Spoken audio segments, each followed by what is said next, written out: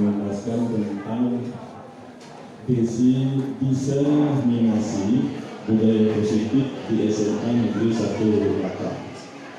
Ini saya buat izin untuk melengkapi tugas saya sebagai CGT Angkatan 9.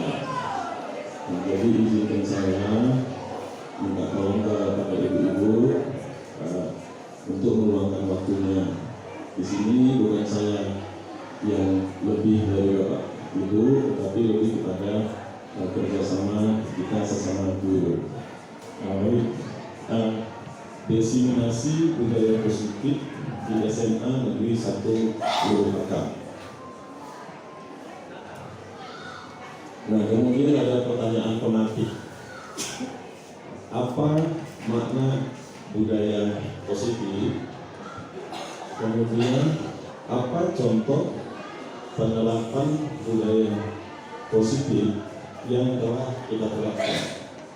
Untuk ini saya minta tolong kepada Ibu Dwi. Ibu Dwi, ya silakan Ibu Dwi.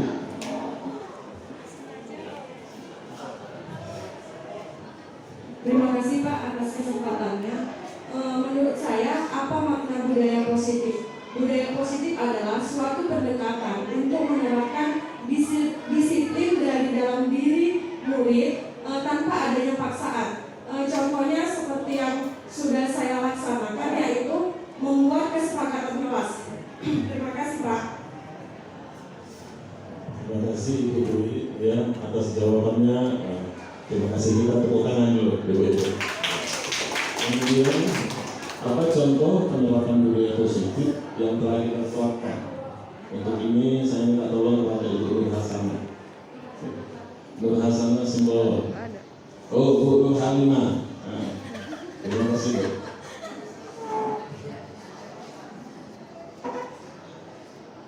Terima kasih. Contoh penerapan budaya positif yang telah kita terapkan di sekolah salah satunya adalah budaya salam di pagi hari ketika anak datang ke sekolah. Pak, terima kasih.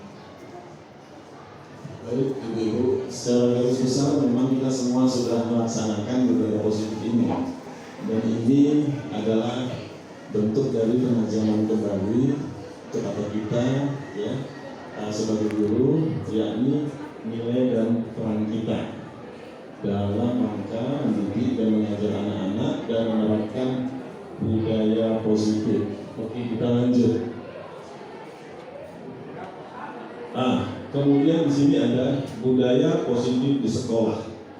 Budaya positif di sekolah adalah nilai-nilai dan kebiasaan-kebiasaan di sekolah yang berpihak kepada peserta didik agar mereka dapat berkembang menjadi pribadi yang kritis, penuh rasa hormat dan bertanggung jawab. Di sini saya mau menebalkan ya bahwasanya sekolah yang akan dituju adalah sekolah yang pembelajarannya atau proses pembelajarannya berpusat kepada murid. Izinkan saya melanjutkan ya Bapak Ibu. Nah, ini ada mapping sumbernya dari Kementerian Pendidikan Kebudayaan. Jadi budaya positif itu adalah lingkaran luar dari sekolah. Kemudian di dalamnya ada lingkungan positif, dan yang ketiga ada keyakinan kelas, kemudian ada peraturan kelas. Jadi peraturan kelas dulu untuk lingkaran yang kecil, kemudian ada keyakinan kelas, lingkaran yang agak sedang, dan kemudian yang besar adalah lingkungan positif, dan yang paling lebar itu jangkauannya adalah budaya positif yang tadi. Oke. Nah, di sini juga ada mapping konsep budaya positif. Ya, konsep budaya positif ini ada 8. Yang pertama adalah perubahan paradigma belajar. Kemudian yang nomor 2 disiplin positif. Yang ketiga nilai-nilai kebajikan. Yang keempat, kebutuhan dasar manusia. Dan yang kelima, motivasi perilaku manusia. Yang keenam, posisi kontrol kebijakan.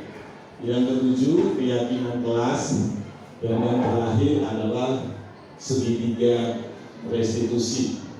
Jadi delapan ini sebenarnya sudah kita lakukan.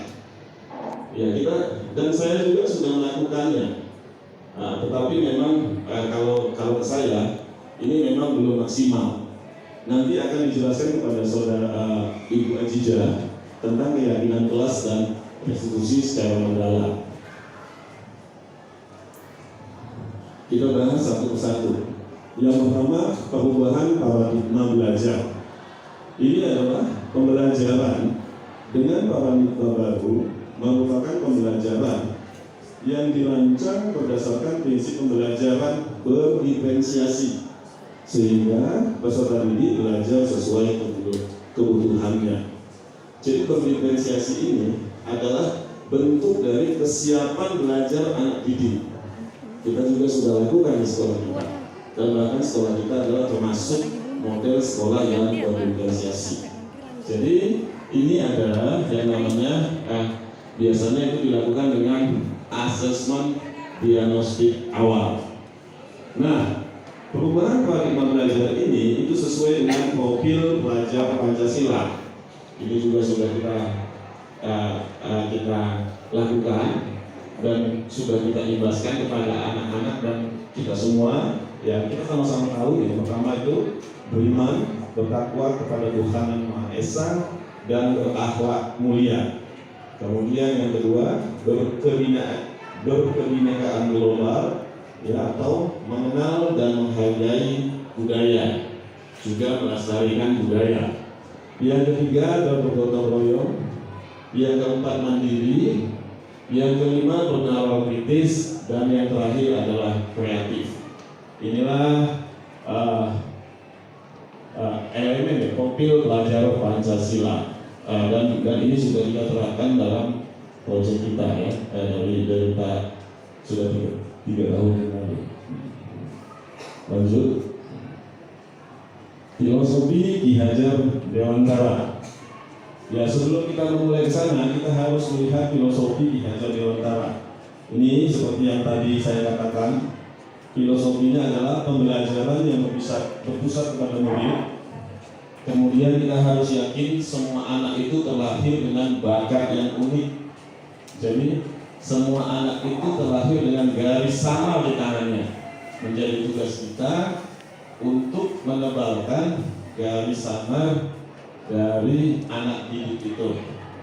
Kemudian menjadi tugas guru, ya, menuntun anak menemukan bakat tersebut dan anak tumbuh dengan selamat dan bahagia.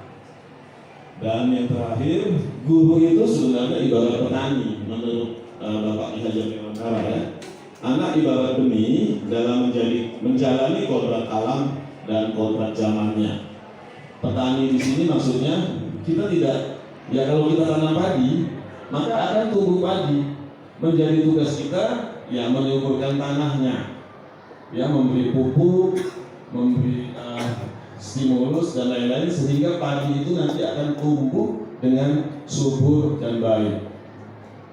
Lanjut, perubahan paradigma.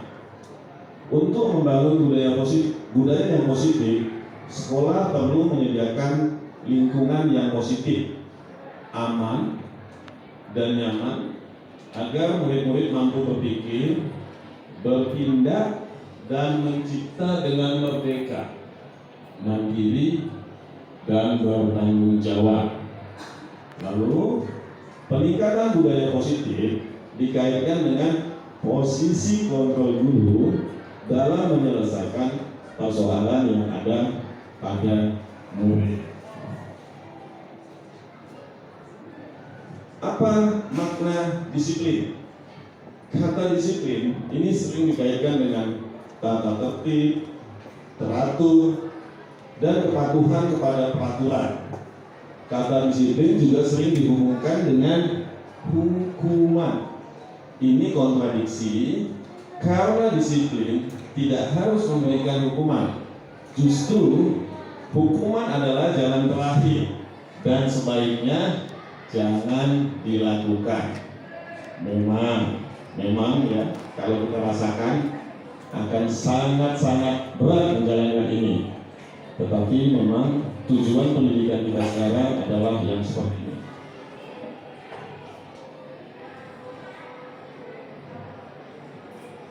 Apa makna disiplin? Ki Hajar Dewantara menyatakan bahwa untuk mencapai mewujudkan murid yang merdeka, syarat utamanya adalah harus melekatnya disiplin yang kuat. Disiplin yang dimaksud adalah disiplin diri yang memiliki motivasi internal. Artinya, jika kita tidak memiliki motivasi internal, maka kita butuh orang lain untuk mendisiplinkan kita. Ini menarik sekali, ya. Menarik sekali. Disiplin yang dimaksud adalah disiplin diri yang memiliki motivasi internal. Artinya, jika kita tidak memiliki motivasi internal, maka kita butuh orang lain untuk mendisiplinkan kita. Saya sebenarnya masih butuh orang lain untuk mendisiplinkan saya. Saya jujur, tapi memang saya harus punya keyakinan untuk merubah diri menjadi yang lebih baik. Nah, kemudian yang kedua, mapping yang kedua, disiplin positif. Kesimpulannya, disiplin positif adalah suatu pendekatan untuk menerapkan disiplin dalam diri anak tanpa hukuman dan hadiah. Disiplin positif perlu diterapkan baik dalam lingkungan sekolah dengan menerapkan disiplin positif, diharapkan tindak kekerasan dapat dihindari. Jadi memberi hadiah itu juga salah satu yang harus kita hindari. Artinya memang anak-anak murid ataupun anak kita melakukan sesuatu itu memang atas dorongan dari dalam dirinya. Ya, betul. Kemudian ada nilai-nilai kebajikan. Hal-hal seperti nilai-nilai kebajikan adalah hal-hal seperti keadilan, tanggung jawab, kejujuran, bersyukur, lurus hati, berprinsip, integritas, kasih sayang, rajin, komitmen, percaya diri, dan kesabaran. Sebenarnya masih banyak lagi, ya, tergantung kita mengeksplor dan mengembangkannya.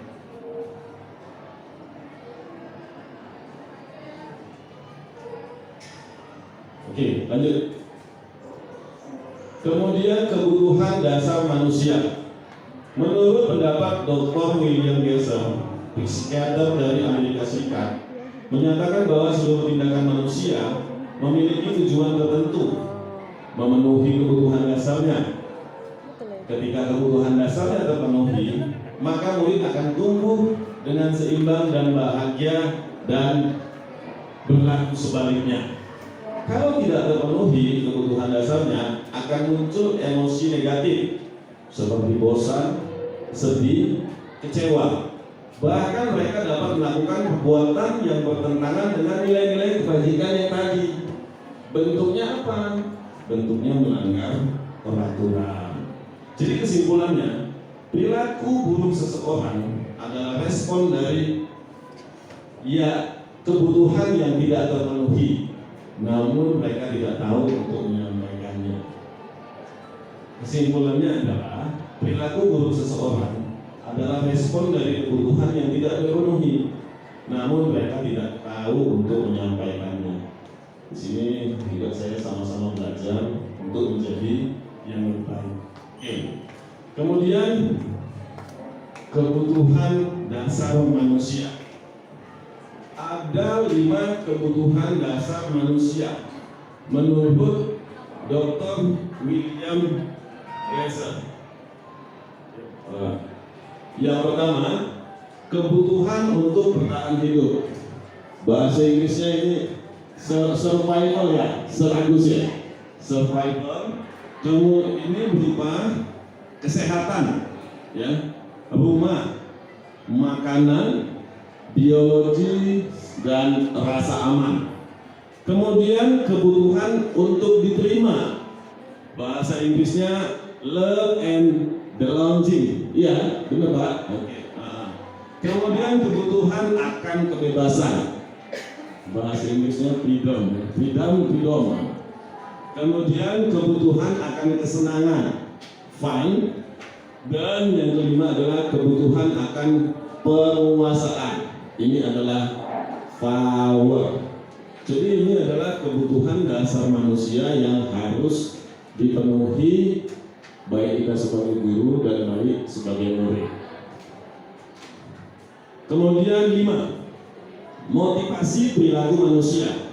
Ada 3 alasan motivasi perilaku manusia, yaitu yang pertama, untuk menghindari ketidaknyamanan atau hukuman. Ayo, siapa di antara kita yang seperti ini? Ini adalah tingkat rendah dari motivasi perilaku manusia. Biasanya orang yang memotivasi pelakunya untuk menghindari hukuman atau ketidaknyamanan. Jadi saya contohkan, saya datang ke sekolah pagi-pagi untuk menghindari ketidaknyamanan ditegur oleh kepala sekolah. Jadi saya itu adalah orang yang paling dasar sekali berperilaku. Kemudian yang kedua, untuk mendapatkan imbalan atau penghargaan orang lain. Ini satu tingkat di atas dari menghindari ketidaknyamanan atau hukuman. Satu tingkat dari motivasi pertama, di sini orang akan berperilaku untuk mendapatkan imbalan atau penghargaan dari orang lain. Kelompok ini melakukan tindakan untuk mendapatkan pujian dari orang lain karena menurut mereka penting. Nah, ini adalah perilaku seperti saya. Ini sebenarnya perilaku saya. Kenapa saya ikut guru penggerak? Awalnya karena saya ingin meningkatkan potensi saya, misalnya menjadi seorang pengawas. Tetapi setelah saya melihat ini, mindset atau pikiran seperti itu harus saya rubah, dan saya harus banyak belajar lagi. Kemudian yang ketiga, untuk menjadi orang yang mereka inginkan dan menghargai diri sendiri dengan nilai-nilai yang mereka percaya. Kelompok ini yang baik ya, melakukan sesuatu karena nilai-nilai yang mereka yakini dan hargai. Dan ini adalah motivasi yang membuat seseorang memiliki disiplin positif, karena motivasinya bersifat internal, bukan eksternal. Lanjut. Nah, ini dia teori motivasi perilaku manusia. Ini mappingnya ya, peta konsepnya. Untuk menghindari ketidaknyamanan atau hukuman. Biasanya pertanyaan yang muncul dalam dirinya, apa yang akan terjadi apabila saya tidak melakukannya? Itu disebut motivasi eksternal. Kemudian untuk mendapatkan imbalan dari orang lain atau dari sekolah. Nah, biasanya ini yang dalam dirinya itu ya, apa yang akan saya dapatkan apabila saya melakukannya? Dan ini disebut motivasi eksternal. Nah, kemudian sebenarnya yang baik itu adalah motivasi eksternal, tetapi yang memiliki tujuan disiplin positif. Ya, jadi perilaku kita untuk menghargai diri sendiri, menjadi insan yang sesuai dengan harapan kita. Biasanya yang berkata dalam hati kita adalah, saya akan menjadi orang yang seperti apa bila saya melakukannya.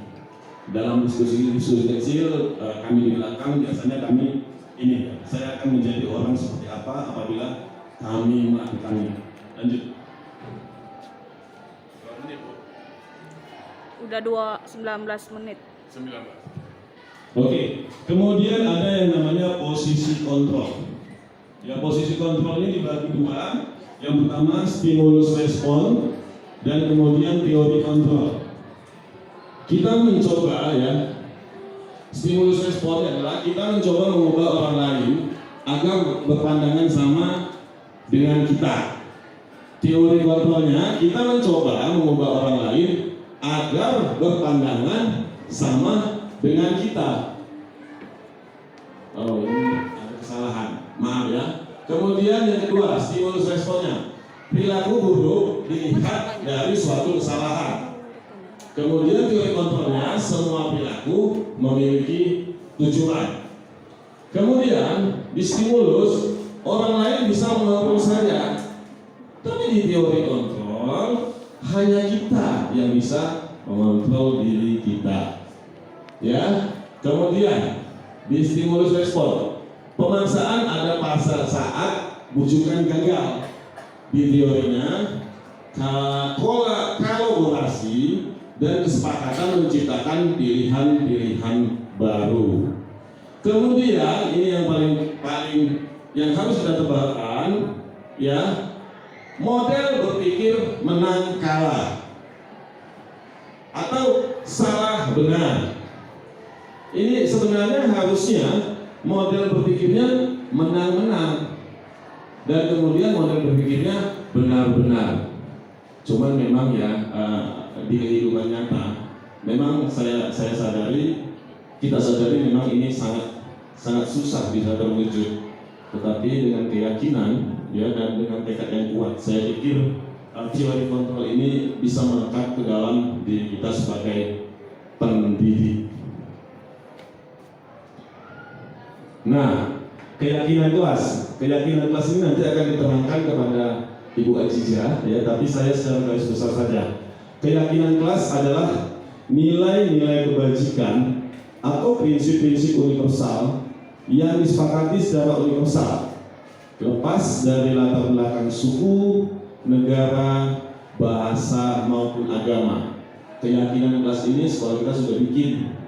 Ya, begitu saya masuk, begitu kita masuk di kelas itu sudah tertempel berupa infografis mengenai keyakinan kelas. Kita sudah melaksanakannya, dan kalau saya melihat sudah sangat-sangat baik. Kemudian yang terakhir, ini dia pembentukan keyakinan kelas. Keyakinan kelas bersifat abstrak daripada peraturan yang lebih rinci dan konkret. Kemudian keyakinan kelas berupa pernyataan-pernyataan yang umum. Yang ketiga, pernyataan keyakinan kelas senantiasa dibuat dalam bentuk kalimat positif. Sebaiknya hindari dilarang. Tetapi bagaimana, seperti itu dia kalimat positif. Kemudian keyakinan kelas hendaknya tidak terlalu banyak sehingga mudah diingat dan dipahami.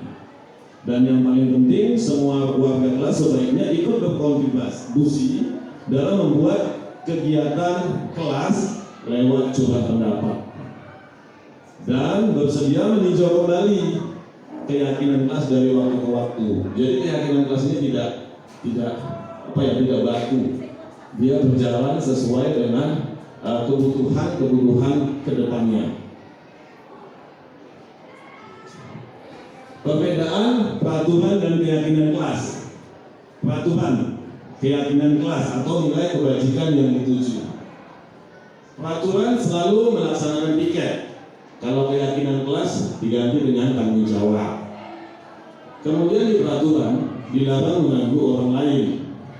Di keyakinan kelas atau nilai-nilai kebajikan yang dituju adalah menghormati orang lain dan diri sendiri. Kemudian peraturannya hadir di sekolah 15 menit sebelum belajar dimulai. Keyakinan kelasnya berupa komitmen. Kemudian dilarang melakukan kekerasan. Ini nilai-nilai kebajikan yang dituju menghormati orang lain dan kasih sayang. Kemudian dilarang menggunakan narkoba. Peraturannya ya, nilai kebajikan yang dituju adalah kesehatan. Kemudian perhatian pergantian atau menunggu giliran. Ini sering terjadi nih Bu, kalau kita di depan ya, anak-anak salaman itu selalu moto-moto. Jadi keyakinan kelas dan nilai kebijakan yang dituju adalah kesabaran atau budaya ngantri. Nah ini gunakan masker apabila sakit. Ya, keyakinan kelas yang dituju adalah keselamatan. Kemudian berjalan tertib atau jangan berlari di kelas atau di koridor. Keyakinan kelas ini atau kebajikan yang dituju adalah keamanan. Dan yang terakhir adalah segitiga restitusi. Restitusi adalah proses menciptakan kondisi bagi murid untuk memperbaiki kesalahan mereka, sehingga mereka bisa kembali kepada kelompok mereka dengan karakter yang lebih kuat. Ini menurut pakar Gosennya tahun 2004. Ciri-ciri restitusi ada 9. Yang pertama, bukan untuk menebus kesalahan, namun untuk belajar dari kesalahan. Yang kedua, memperbaiki hubungan. Yang ketiga, tawaran bukan paksaan. Yang keempat, restitusi menuntut untuk melihat ke dalam diri, lebih kepada refleksi. Yang kelima, restitusi mencari kebutuhan dasar yang mendasari tindakan. Yang keenam, restitusi adalah cara terbaik untuk memperbaiki diri. Yang ketujuh, restitusi fokus pada karakter bukan tindakan. 8, restitusi fokus pada solusi. Dan ke-9, restitusi mengembalikan murid yang berbuat salah kepada kelompoknya. Nanti untuk detailnya akan dijelaskan kepada Ibu Cica. Nah, ini dia bentuk segitiga restitusi. Yang pertama itu menstabilkan identitas, yang kedua validasi tindakan yang salah, yang ketiga menanyakan keyakinan. Ya, biasanya menstabilkan identitas itu, ya setiap orang pasti pernah melakukan kesalahan. Kemudian kamu bukan satu-satunya yang pernah melakukan ini. Kalau kita menstabilkan identitas langsung apa? Marah-marah. Udah, pulang kau. KPK kalah seperti itu. Kemudian yang kedua adalah kamu tentu punya alasan mengapa melakukan itu. Kemudian adakah cara yang lebih efektif untuk mendapatkan apa yang kamu butuhkan? Dan yang terakhir menanyakan keyakinan, nilai-nilai apa yang telah kita sepakati. Kemudian kamu ingin menjadi orang seperti apa nanti? Bapak-bapak, ibu-ibu, terima kasih telah menemani saya selama 30 menit ini.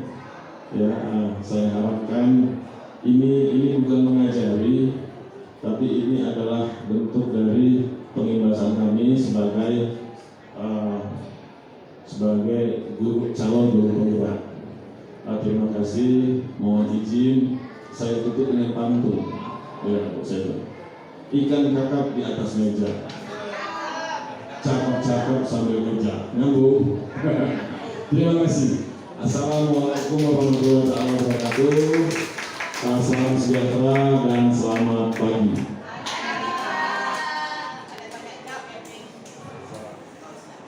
Ini langsung dikat. Sindikat. Wabarakatuh. Ya, selamat pagi, salam sejahtera buat kita semua. Perkenalkan, nama saya Popi Andi Rahab. Kalian sudah tahu saya adalah guru kalian. Ya. Kemudian maksud saya di sini adalah untuk diseminasi budaya positif dalam hal keperluan, ya, untuk CGP. CGP itu adalah calon guru penggerak. Saya kebetulan di angkatan 9 Kabupaten Deli Serdang. Ya, jadi saya mohon waktunya untuk tetap duduk dan kita akan berdiskusi sedikit tentang mengenai budaya positif ini. Bisa kita mulai? Ya. Saya ulangi pantunnya. Saya punya pantun. Ikan sepat, ikan gabus. Makin lambat, makin bagus. Ya, oke. Kita mulai ya. Baik. Hari ini saya akan mencoba mengimbaskan kepada kalian tentang budaya positif. Budaya positif ini adalah kata-kata yang tidak asing. Ya, kemudian ada pertanyaan pemantik, yaitu apa makna budaya positif dan apa contoh penerapan budaya positif yang sudah kita terapkan di sekolah. Yang pertama, ya, ada yang saya mohon bantuannya untuk menjawab apa makna budaya positif. Ya, silakan Ajis. Ya, perkenalkan nama saya Abdul Hajiz. Yang saya tahu tentang mengimplementasikan atau penerapan nilai-nilai budaya yang dapat kita terapkan melalui tindakan ataupun perbuatan yang berdampak positif. Contohnya di lingkungan sekolah kita di SMA Negeri 1 Bupakam. Adapun tujuan materi ini dari Kopi mungkin untuk mendorong kita dan saling berpartisipasi dalam melakukan budaya-budaya positif. Ya. Terima kasih. Tepuk tangan untuk Ajis. Baik, budaya positif adalah bentuk dari kebiasaan-kebiasaan baik yang kita lakukan di sekolah. Itu itu yang saya petik dari pernyataan Ajis. Benar ya Ajis ya? Kemudian ada satu lagi. Apa contoh penerapan budaya positif yang telah kita terapkan? Siapa? Oh, Gideon ya. Silakan. Saya mengenalkan diri. Kenalkan nama saya Gideon. Menurut saya kegiatan atau budaya-budaya positif yang telah kita laksanakan di SMA Negeri 1 tentunya sangat banyak. Ada 3 hal yang saya petik, yaitu kegiatan salam bersalaman sebelum memasuki lingkungan sekolah, di mana siswa akan bersalaman berbaris bersalaman dengan guru yang berada di gerbang sekolah. Kemudian budaya positif yang kedua, di mana pada hari Selasa kita melaksanakan kegiatan keagamaan sebelum memulai jam pelajaran. Setiap siswa dan siswi akan dikelompokkan berdasarkan kelompok masing-masing, di mana mereka akan melaksanakan berbagai macam kegiatan keagamaan yang sudah mereka rencanakan sebelumnya. Kemudian yang ketiga, budaya positif mengenai kebersihan yang selalu kita laksanakan tepat pada hari Jumat, di mana kita sering menyebutnya dengan nama Jumat Bersih. Setiap siswa dan siswi akan melaksanakan kebersihan kelas, kebersihan lingkungan sekitar sekolah dan lingkungan sekolah. Itu saja mungkin budaya positif yang sering kita laksanakan di SMA Negeri 1. Ya. Jadi penerapan budaya positif sudah kita lakukan di sekolah, bentuknya adalah pembelajaran. Jadi kita adalah sekolah yang beruntung karena kita sudah menerapkan budaya positif dalam bentuk pembelajaran ya. Hari Senin kita upacara bendera, kemudian hari Selasa kita melakukan kegiatan kerohanian, hari Rabu kita literasi, Kamisnya unjuk kreativitas ya, Jumatnya Jumat bersih, kemudian Sabtunya kita berolahraga. Oke, kita lanjut. Budaya positif di sekolah. Jadi bentuk pembelajaran kita itu adalah nilai-nilai dan kebiasaan-kebiasaan di sekolah yang berpihak kepada kalian peserta didik agar kalian dapat berkembang menjadi pribadi yang kritis, penuh rasa hormat dan bertanggung jawab. Lanjut ya. Nah, ini ada peta konsep tentang budaya positif. Jadi budaya positif itu adalah ia sebagai cangkangnya atau sebagai kulit terluar. Ya, budaya positif itu mengcover peraturan kelas, keyakinan kelas dan lingkungan yang positif. Oke, lanjut ya. Nah, ini juga bagian dari mapping budaya positif. Yang pertama ya ini ya, konsep budaya positif itu di tengahnya. Kemudian yang pertama itu adalah perubahan paradigma belajar. Yang kedua, disiplin positif. Yang ketiga, nilai-nilai kebajikan. Yang keempat, kebutuhan dasar manusia. Yang kelima, motivasi perilaku manusia. Yang keenam, posisi kontrol kebijakan. Yang ketujuh, keyakinan kelas. Dan yang kedelapan, segitiga restitusi. Jadi budaya positif itu cakupannya adalah 8 di bagian yang ini. Ini nanti akan kita kupas satu persatu ya.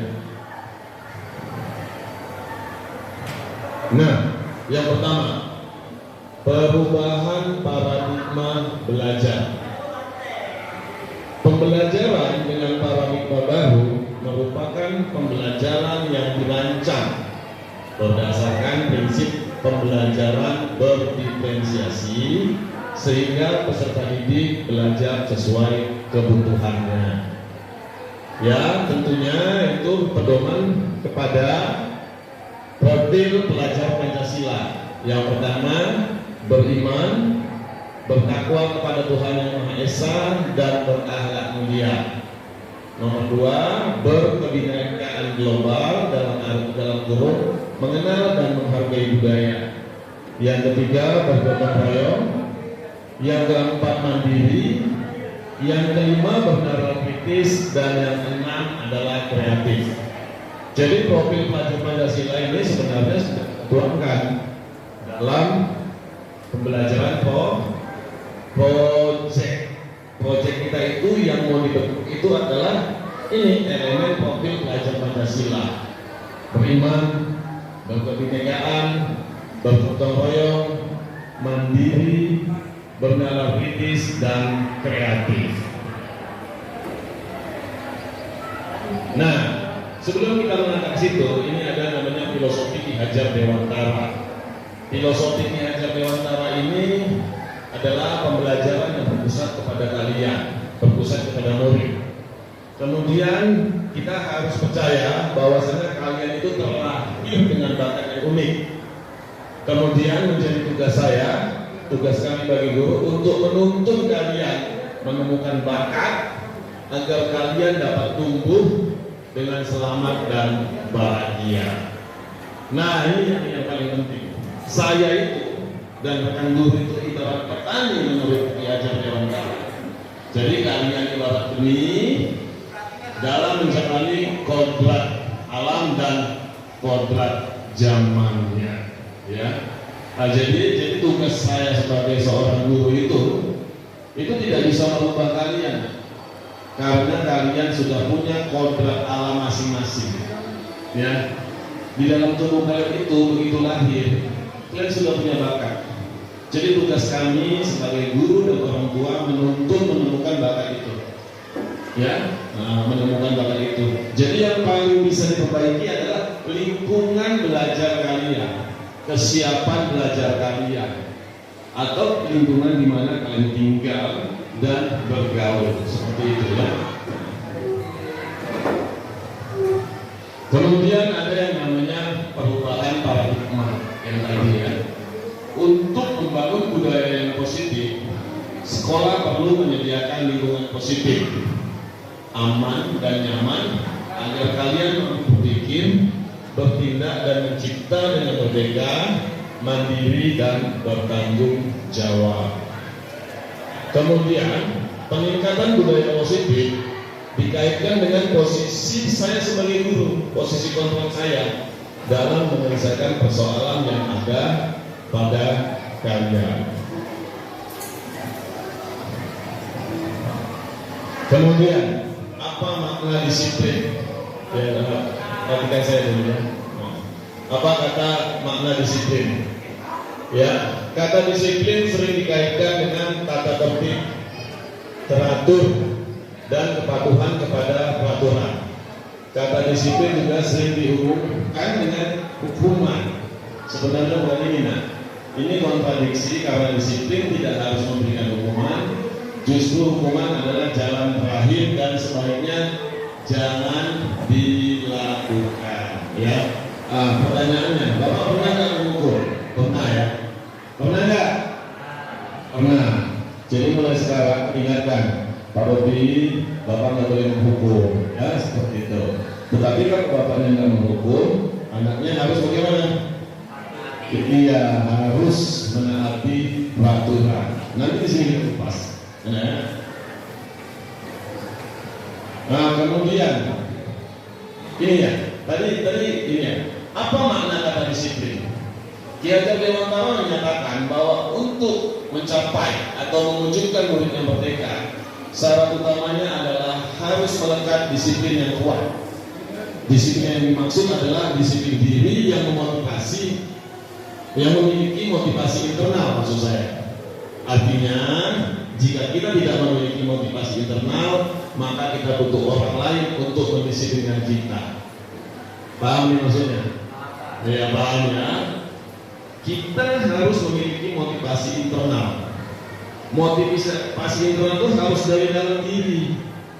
Nah, kalau kita nggak punya motivasi internal, maka kalian butuh bapak untuk mendisiplinkan kalian. Seperti itu ya. Oke. Yang kedua, disiplin positif. Disiplin positif adalah suatu pendekatan untuk menerapkan disiplin pada diri kalian tanpa hukuman atau hadiah. Paham? Nah, kemudian disiplin positif perlu diterapkan baik dalam lingkungan sekolah. Nah, tujuannya dengan menerapkan disiplin positif diharapkan kekerasan dapat dihindari.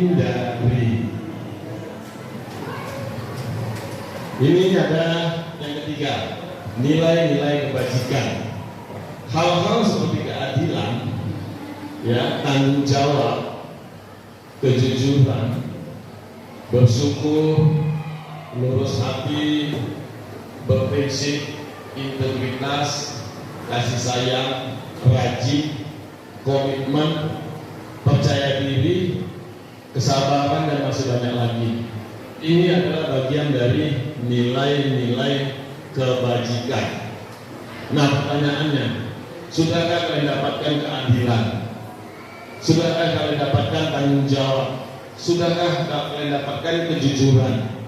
Ya, bersyukur, lurus hati, berprinsip, integritas, kasih sayang, rajin, komitmen, percaya diri, dan masih banyak lagi. Sudahkah itu kalian dapatkan? Atau sudahkah itu kalian miliki? Harusnya ini kita dapatkan dan kita miliki. Ya, nah.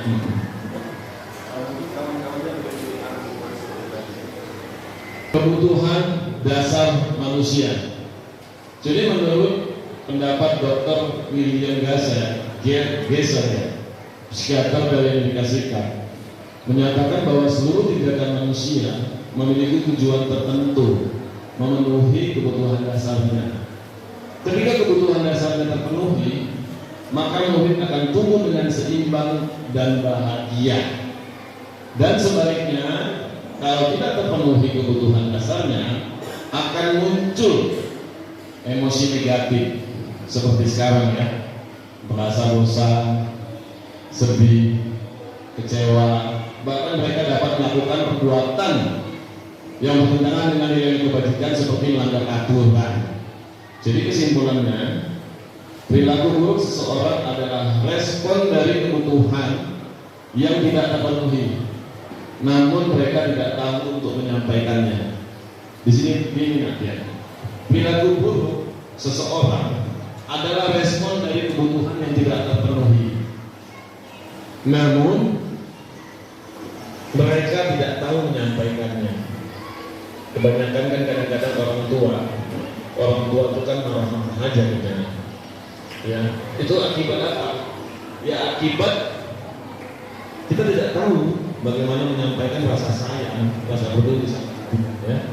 Nah, cara gimana? Udah beres? Udah? Nah, iya harusnya beres ya. Nah. Oke, kita lanjut sedikit lagi ya. Kebutuhan dasar manusia. Ini dia, kebutuhan kita. Ada 5 kebutuhan dasar manusia menurut Dr. William Glasser.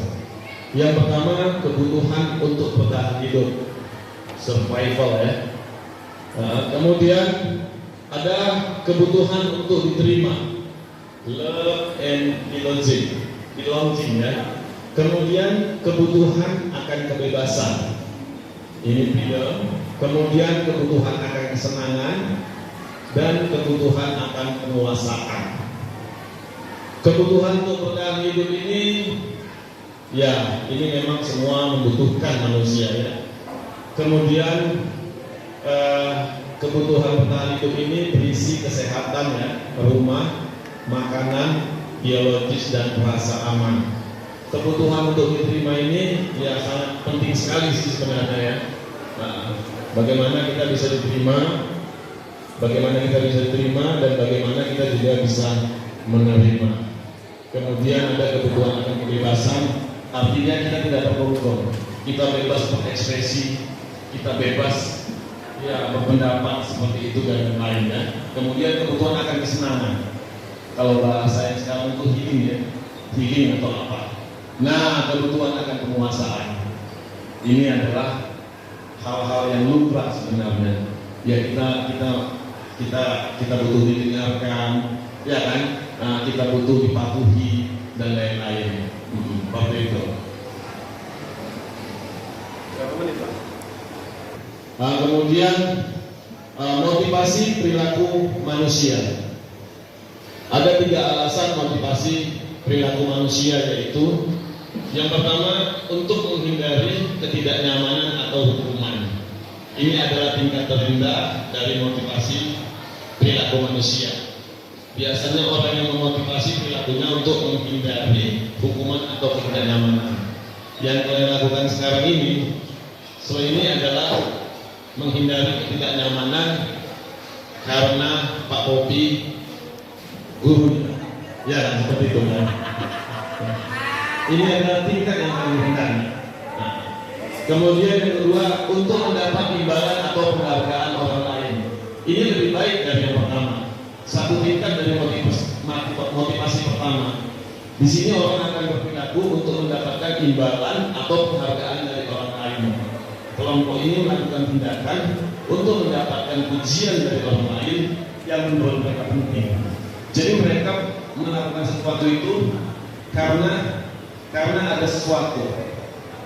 Biasanya kan kalau kita ini kan, Ajis, kerjakan ini, nanti kamu bapak berikan ini, kata orang tua. Itu dia. Inilah dia yang namanya manusia. Dan yang terbaik itu untuk menjadi orang yang mereka inginkan dan menghargai diri sendiri dengan nilai yang mereka percaya. Kelompok ini melakukan sesuatu karena nilai-nilai yang mereka yakini dan hargai. Dan ini adalah motivasi yang akan membuat seseorang memiliki disiplin positif karena motivasinya bersifat internal, bukan eksternal. Jadi dari dalam dirinya. Memang berat untuk masuk ke kelompok yang nomor 3 ini, itu butuh waktu, butuh kematangan, dan butuh kedewasaan. Ya, kebanyakan di antara kita masih di posisi yang nomor 1 dan posisi yang nomor 2. Saya contohkan. Ya, mungkin kalian ya, kenapa kalian pagi-pagi ke sekolah? Yang pertama mungkin karena apa? Karena takut ditegur atau takut dihukum, kan begitu kan? Atau kenapa kalian itu kok misalnya ikut lomba ini, lomba itu? Karena apa? Ya mungkin karena ingin mendapat sesuatu gitu. Atau misalnya karena begini begitu juga karena apa? Karena ingin mendapat sesuatu. Jadi harusnya di kelompok 3 ya. Karena kita melakukan sesuatu itu karena nilai-nilai yang kita hargai. Dan ini adalah motivasi yang membuat kita memiliki disiplin positif yang sangat baik. Coba perhatikan dulu ke kamera. Ya, sebentar ya. Ayo masuk sini. Ya. Iya, mana? Ayo masuk. Di belakang pusat. Enggak bisa datang. Iya, oke, kita lanjut. Sudah berapa menit, Pak? 21. Ya, oke, baik. Ini dia teori motivasi perilaku manusia. Yang pertama, untuk menghindari ketidaknyamanan hukuman. Ini yang dinamakan motivasi eksternal. Biasanya ini yang di dalam diri kalian, apa yang akan terjadi apabila saya tidak melakukannya? Pertanyaannya di situ yang berguna dalam hati. Ya. Kemudian kalau untuk mendapatkan imbalan dari orang lain atau institusi, itu juga masih motivasi eksternal. Biasanya apa sih yang aku dapatkan apabila saya melakukannya? Seperti itu ya. Nah, kemudian ini dia motivasi internal. Ya, tujuan disiplin positifnya. Ini untuk menghargai diri sendiri, menjadi insan yang sesuai dengan harapan kita. Biasanya yang muncul itu, saya akan menjadi orang yang seperti apa bila saya melakukannya. Ini adalah pekerjaan yang sangat sulit sebenarnya. Tetapi kalau kalian mendalami seperti ini, paham akan teori ini, mudah-mudahan kedepannya juga kalian akan menjadi pribadi yang luar biasa. Kemudian nomor 6 ada namanya posisi kontrol. Dibagi atas stimulus respon, kemudian teori kontrol. Stimulusnya kita mencoba mengubah orang lain agar berpandangan sama dengan kita. Kemudian teorinya kita mencoba mengubah orang lain, bukan kita mencoba, kita menjadi menjadi diri yang pandangannya itu sama, mencoba sama dengan kita. Kemudian yang kedua, perilaku buruk dilihat sebagai suatu kesalahan. Teori kontrolnya adalah semua perilaku memiliki tujuan. Kemudian orang lain bisa mengontrol saya. Nah, di teorinya hanya saya yang bisa mengontrol diri saya. Kemudian ada stimulus responnya, saya bisa mengontrol orang lain. Di teori kontrolnya, saya tidak bisa mengontrol orang lain. Kemudian ini ada pemaksaan pada saat bujukan gagal. Ini ada apa ya? Udah bersabar tapi gagal. Akhirnya dipaksa, marah-marah. Itu sebenarnya bentuknya harus kolaborasi dan kesepakatan menciptakan pilihan-pilihan yang baru. Ini yang paling penting. Stimulus responnya blokir berpikir menang kalah. Sebenarnya model berpikirnya adalah harus menang dan menang. Coba tolong perhatikan. Seperti itu ya. Yang nomor 7 sudah mendekati akhir ya. Ini adalah keyakinan kelas. Keyakinan kelas adalah nilai-nilai kebajikan atau prinsip-prinsip universal yang disepakati secara universal, lepas dari latar belakang suku, negara, bahasa maupun agama. Keyakinan kelas ini kan sudah kita buat dan sudah kita tempel harusnya berupa infografis. Keyakinan kelas ini berisi apa? Ada yang tahu? Berisi apa sih? Keyakinan kelas yang kita buat kemarin itu berisi tentang setiap teman-teman menyampaikan apa yang mereka ingin, lalu kita sepakati sehingga menjadi keyakinan kelas. Salah satunya itu mungkin menjaga kebersihan di kelas dengan melakukan piket, dengan tidak membuang sampah di laci, dengan melepas sepatu sebelum ke kelas. Mungkin bisa. Yang perlu dipatuhi itu keyakinan kelas kalau sudah kita buat, maka juga kita tidak harus mematuhinya. Bagaimana cara mematuhinya? Yang menjadi diri sendiri dan itu harus datang dari dorongan internal. Nanti di pertemuan selanjutnya kita akan kupas lagi tentang keyakinan kelas ini ya. Nah, di sini ada pembentukan keyakinan kelas. Pembentukan keyakinan kelas itu bersifat abstrak daripada peraturan yang lebih rinci dan konkret. Kemudian keyakinan kelas berupa pernyataan-pernyataan yang umum. Kemudian pernyataan keyakinan kelas senantiasa dibuat dalam bentuk kalimat positif. Kalimat positif ini dia, misalnya kalau kalimat negatifnya dilarang buang sampah sembarangan, itu kan negatif ya. Kalau yang positifnya buanglah sampah pada tempatnya, seperti itu. Atau dilarang memakai sepatu ke dalam kelas. Harusnya bagaimana? Melepaskan sepatu ketika masuk ke dalam kelas. Jadi keyakinan kelas itu menghindari ada kalimat-kalimat yang negatif. Juga demikian saya juga sebagai guru harus menghindari apa? Kalimat-kalimat yang negatif. Oke. Kemudian keyakinan kelas itu juga nggak boleh terlalu banyak sehingga mudah diingat dan dipahami. Ya, kemudian semua warga kelas sebaiknya ikut berkontribusi dalam membuat kegiatan lewat curah pendapat. Kita kumpulin semua, kemudian kita pilih, ya, dan kita sepakati. Nah, ini yang penting. Bersedia meninjau kembali keyakinan kelas dari waktu ke waktu. Mungkin apabila keyakinan kelas itu yang terdahulu sudah kita capai, ya, dan sudah menjadi budaya positif kebiasaan kita, itu mungkin bisa kita tinggalkan. Ya, kita akan membentuk keyakinan kelas yang baru lagi. Ya, masuk nggak? Gak apa-apa. Teman-temannya mana? Ya, suruh masuk lah. Masuk. Ya. Ini lagi. Masuk. Sebentar lagi ya. Sikit lagi. Masuk. Nah, duduk ya, ada tempat. Nah, ini dia perbedaan peraturan dan keyakinan kelas. Ya, kalau peraturan itu nih selalu melaksanakan piket. Kalau keyakinan kelak atau nilai kebajikan yang dituju adalah masa tanggung jawab. Jadi nggak usah disuruh lagi, tetapi sudah menjadi tanggung jawab kita melakukan piket. Nih, dilarang mengganggu orang lain. Ya, masuk.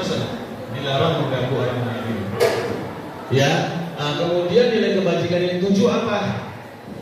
Menghormati orang lain dan diri sendiri. Jadi kalau sudah dituju, kalau sudah tercapai, oh ya, aku harus menghormati orang lain dan diri sendiri. Kita nggak akan mengganggu orang lain. Satu contoh di kelas sebelah, di 11J, itu kemarin seminggu yang lalu ada kejadian. Ya, itu kenapa? Harusnya bisa kita hindari kalau kita menghormati orang lain dan diri sendiri. Nah, ini dia, hadir di sekolah 15 menit sebelum pembelajaran dimulai. Harusnya itu jadi komitmen. Oh iya, aku nggak usah terlambat lagi. Komitmen, motivasi internalnya komitmen. Ya, nah ini dia. Dilarang melakukan kekerasan. Artinya apa? Kita harus menghormati orang lain. Kita harus menyayangi orang lain. Nah, dilarang menggunakan narkoba atau zat-zat yang berbahaya. Ya, kenapa nak? Kenapa? Kalau masuk. Ayo, ya. Dilarang menggunakan narkoba. Ini adalah tujuannya untuk kesehatan pikiran. Ini kebajikan yang dituju adalah kesabaran. Kemudian gunakan masker. Ini berisi keselamatan atau kesehatan, ya nak ya. Kemudian jangan berlari di kelas atau koridor. Ini bentuknya, ya silakan. Ini adalah bentuknya keamanan. Ya nak, ini dia. Ini adalah ya peraturan keyakinan kelas dan nilai yang dituju. Oke.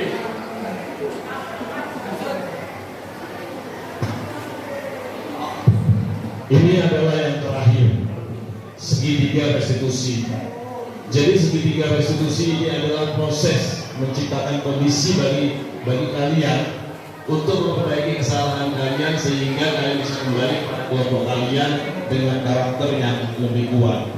Jadi kami sebagai guru nantinya menangani kalian itu tidak dengan marah-marah aja pantinya, tetapi bagaimana kami ya ini dia.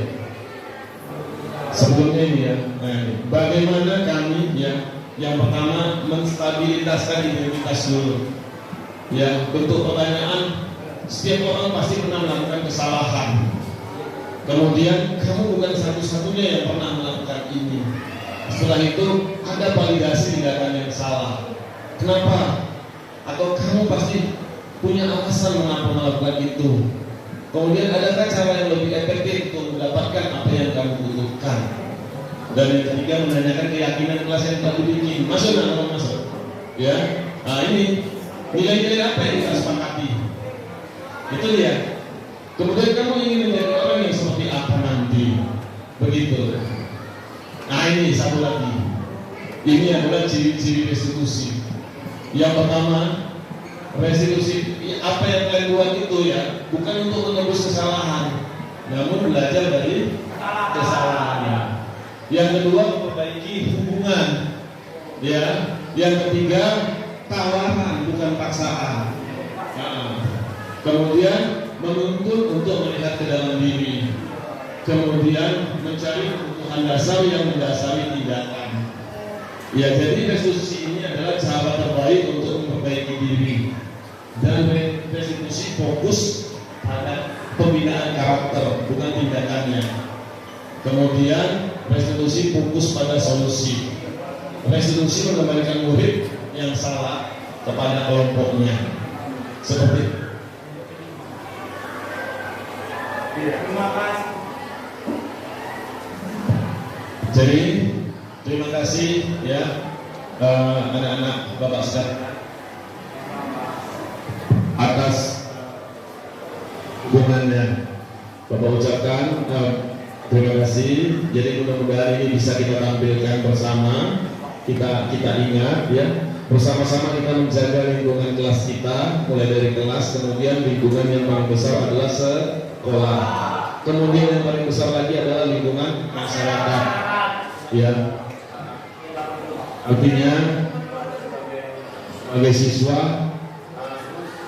paham ya, kita berperilaku yang baik. Saya akhiri ya, terima kasih. Assalamualaikum warahmatullahi wabarakatuh. Salam sejahtera buat kita semua. Selamat. Ya, terima kasih.